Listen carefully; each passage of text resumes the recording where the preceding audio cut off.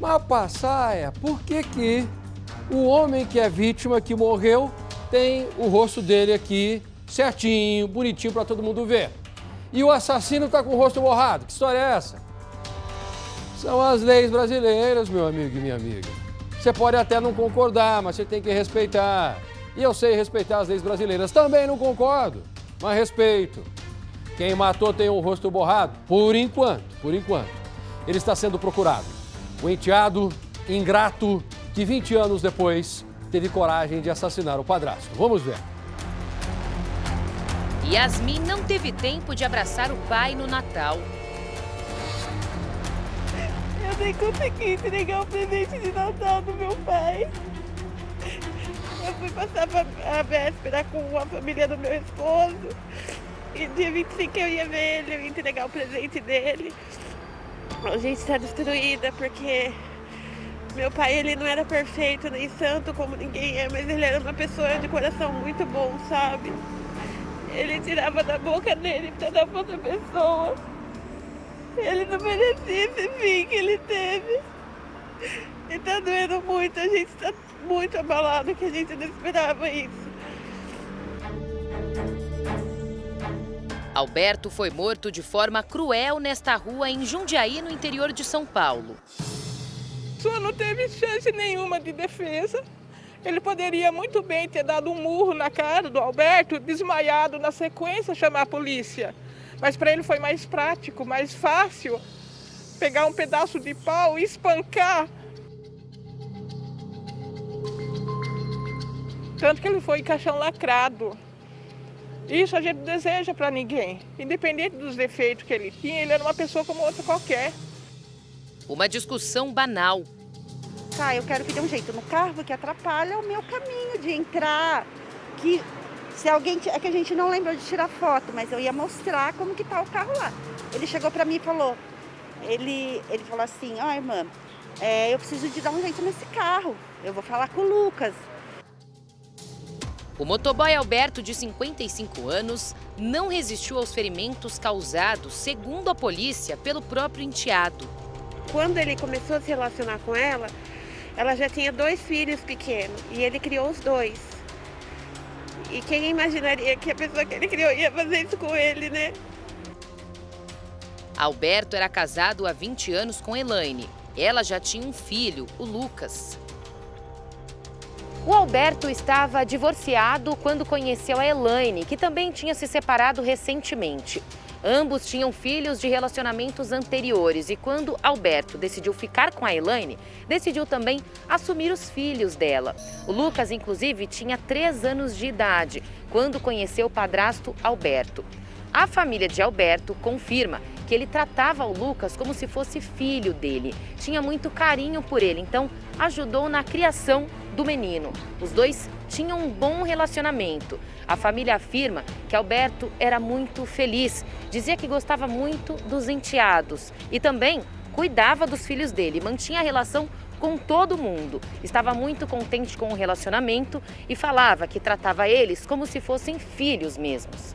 Eles sempre se deram bem, tanto que tem fotos dele com a moto do meu pai saindo, meu pai emprestava a moto para ele. Como eu falei, muitas das discussões que eles tinham e ela ia embora, ela saía de casa, esse menino ficava na casa com o meu pai. Então, se meu pai fosse tão ruim, tão abusivo, por que ele não acompanhava a mãe dele? Alberto e Elaine, sempre que discutiam, cada um ia para um lado. Mas Lucas sempre escolhia ficar com o padrasto. Ela e meu irmão brigavam, ele ficava morando com meu irmão. Alimentou esse menino, deu abrigo para ele. E aconteceu isso, eu não quero que meu irmão fique como um monstro. Mas há alguns meses os dois tiveram um desentendimento. O motivo da discussão? Um carro. Alberto contou para a família que estava irritado pela seguinte situação. O Lucas tinha um carro que ele não usava mais e que ele deixava estacionado na garagem. Segundo Alberto, aquele carro atrapalhava na hora em que ele ia entrar em casa para estacionar a moto. Então, por várias vezes, ele pedia para que o Lucas tirasse o carro de lá, já que não estava utilizando. Mas Lucas, segundo Alberto, se negou. Diz que não tiraria o veículo e que ficaria lá. Então, isso começou a gerar uma confusão entre o padrasto e o enteado. Eles discutiram por várias vezes. Por mais que o Alberto insistisse, o Lucas não tirava o carro de lá. Por isso, para evitar a confusão, a Elaine pediu que o Lucas saísse da casa. Foi a partir daí que o Lucas saiu e foi morar com a tia. Então, lá na casa estavam apenas o Alberto e a Elaine. Desde então, Alberto e Lucas não se falavam. Ah, mas segunda-feira eu vou receber, qualquer coisa eu pago um guincho. Porque esse carro ele nem usava, o Lucas. Estava abandonado. Ele não conseguiu pagar, comprou outro, que essa era... O meu irmão falava isso, que ele pensava em comprar carro e não ajudar em casa, como os filhos têm que fazer, né? Era noite de Natal, a família estava reunida. E apesar das diferenças, todos decidiram ficar juntos naquela noite.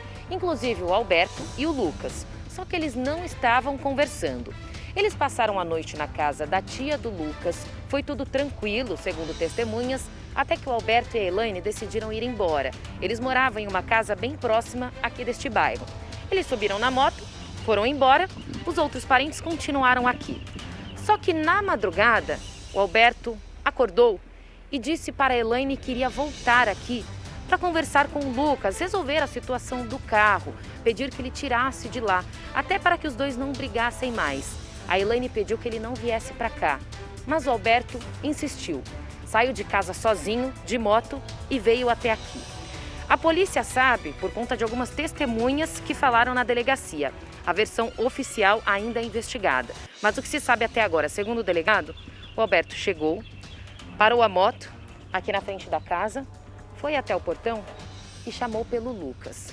O Lucas teria saído aqui no portão e começou a conversar com ele. O que se sabe é que todos estariam dormindo na casa, somente o Lucas teria saído. Aqui conversaram e logo começaram a discutir. Não se sabe em qual momento exato, mas Lucas estava com um pedaço de madeira. Então ele saiu daqui e foi exatamente aqui no meio da rua, na madrugada, que os dois começaram a discutir e as agressões iniciaram. O que a família do Alberto afirma: Alberto não tinha arma, Alberto não tinha nenhum pedaço de madeira, estava sem nada e foi covardemente agredido pelo Lucas aqui na frente. Quando a polícia chegou aqui no local, porque os vizinhos chamaram, os policiais encontraram o Alberto caído aqui. Só que nada mais pôde ser feito. Os PMs até chamaram uma ambulância, mas quando o resgate chegou, constatou que Alberto já estava morto. O delegado foi chamado no local. Questionou, perguntou o que havia acontecido, mas nada foi passado para ele, até que chegou a informação que teria sido uma discussão entre o padrasto e o enteado. O Lucas já não estava mais aqui. Yasmin estava se preparando para dormir quando o telefone tocou. Meu tio me ligou, falou que meu paizinho estava morto. Aí eu saí igual louca da minha casa, querendo ver o meu pai. E eu nem pude ver ele de novo. Eu nem pude dar adeus pra ele, o cachorro dele foi lacrado. Foi muita judiação que fizeram com ele, moça. Foi muita judiação que fizeram com ele. Ele não teve chance de se defender. Lucas não apareceu mais no bairro. A gente não tem ideia, mas com certeza ele está aqui pela região de Jundiaí. Tenho certeza também que tem parente que está ajudando ele. Porque, óbvio, apesar de tudo, vai ficar do lado dele. Mas eu quero só que ele pague pelo que ele fez. Porque o que ele fez pro meu pai não era santo, como eu falei. Mas ele não merecia. Ele tinha um coração muito bom. Ele era um homem trabalhador, vocês podem ver. Não tem nenhuma ocorrência de agressão contra mulher, criança, nada. A família de Alberto se revoltou quando soube que Lucas justificou o que fez, alegando que o padrasto agredia a mãe dele. Não é justo, porque ele morreu, ele não tem nenhuma chance de defesa. Então estamos aqui para defender a imagem dele. E a mãe dele não vivia vida abusiva. Porque onde que uma mulher que tem vida abusiva, olha que 20 anos, não é 20 dias, é 20 anos.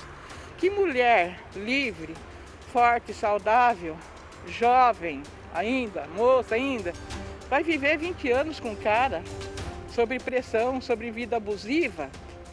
Que mulher! E depois chegar no velório, cair aos prantos no caixão, fazer escândalo, gritar e chorar. O caso é investigado aqui por esta delegacia. O delegado deve pedir a prisão de Lucas nos próximos dias, já que testemunhas confirmaram que foi ele quem matou o Alberto. Porém, quando os policiais chegaram lá no local, a informação que foi passada foi a seguinte: que Alberto teria sido morto pelo enteado, depois de brigar com a esposa, depois de agredir a Elaine. Mas essa informação foi desmentida por testemunhas aqui na delegacia, que confirmam que o motivo da discussão entre o enteado e o padrasto foi por conta de um carro, uma discussão antiga. Até porque, no momento em que tudo aconteceu, a Elaine não estava lá. O Alberto foi sozinho até a casa. Somente ele e Lucas estavam ali na frente. Ou seja, nada envolveu o relacionamento do casal. Por isso, a família de Alberto está aqui para contar a versão dele sobre a história. A gente quer verdade, que ele fique na cadeia. Só isso, a gente precisa de paz no nosso coração. Foi uma morte muito violenta. Né? Nada, essa dor nunca vai passar, a gente sabe que vai ficar para sempre. Mas a gente quer que esse moço vá preso. Tentamos falar com parentes de Lucas, mas ninguém nos atendeu.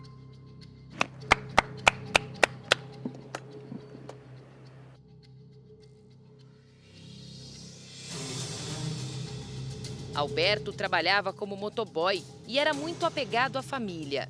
Ele estava ansioso para comemorar o primeiro ano da neta, que será no próximo mês. Paz, sabe? Quando eu estava nervosa, eu ligava para ele falava: filha, fique em paz, filha. Ele era apaixonado pela minha bebezinha, que vai fazer 1 ano no mês que vem. E ele nem vai poder estar no aniversário dela. Está sendo muito difícil. Olha só, a história que ele criou, que a mãe estava apanhando, que ele foi defender a mãe, já foi desmentido por todo mundo. A mulher nem estava no local. Conversa fiada. O rapaz brigou por causa do carro, por isso matou o padrasto. Tanto que a mãe dele, a Eliana, não saía de volta do caixão, pedia desculpas, estava lá o tempo todo. Agora, Percival, você percebeu o seguinte?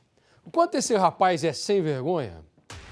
O cara teve coragem de matar o que ele chamava de pai, que criou ele a vida inteira, Percival. Aliás, eu sei que você não gosta muito de adjetivos, né? Eu chamei o menino de sem vergonha. Eu sei que você não vai tão longe, porque você é um cara fino, muito mais do que eu. Mas vamos lá, coragem, Percival. Dê um adjetivo para esse rapaz. Não vai falar que é ingrato, que isso todo mundo sabe também, Canalha. né, Percival? Hã? Não, o adjetivo que eu vou usar até mais pesado que Qual? você estava usando. É canalha. Boa. Canalha. Canalha. Por quê? Porque o padrasto era o protetor dele. O padrasto cuidava dele, acalentou, deu carinho, afeto, amor, tudo aquilo que ele não possuía.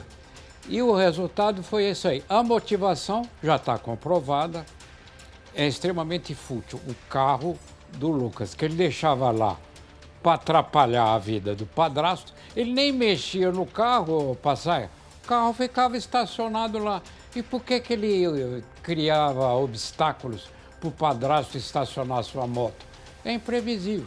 Agora, tem uma coisa misteriosa que, aliás, eu ando investigando há um bom tempo, Passaia. Eu quero te ouvir. Por que certos enteados não suportam o padrasto que os trata como filho e os mata? Isso tem acontecido muito, Passaia. É engraçado porque a família conta que quando ele era criança ele gostava demais do padrasto. Ele falava para todo mundo: esse aqui é o meu pai. Será que depois de grande tem algum efeito psicológico aí? Ele começa a ver o padrasto como um rival dentro de casa? Ou será que é porque é mimado demais também? Que ninguém pode dizer não, é o super protegido, coitadinho, tinha ninguém para criar, foi criado pelo padrasto, e o cara vai se vitimizando e depois comete um tipo de crime desse? É assunto para uma reportagem, hein, Percival? É assunto para uma próxima reportagem. Gostei da sua dica.